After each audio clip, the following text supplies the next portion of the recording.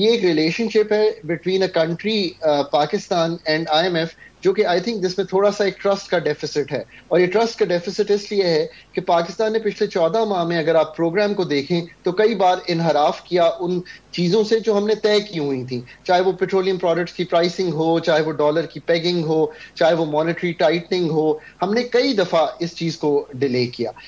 चंद माह बाद आप इलेक्शन देखेंगे मुल्क में, तो वो अनपॉपुलर और पॉलिटिकली टॉक्सिक फैसले करते हुए ऑब्वियसली घबरा रही थी। पर एक डिले इस वजह से आया।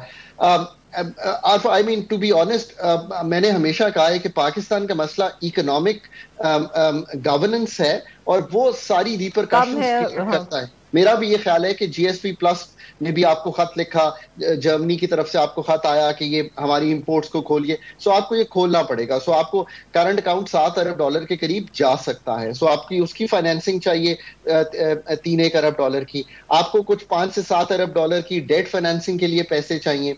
मैं यहाँ पे आरफा ये जरूर कहूंगा कि आई थिंक थोड़ा सा हमें फंड को भी रिस्पॉन्सिबल करना पड़ेगा इन चीजों के लिए।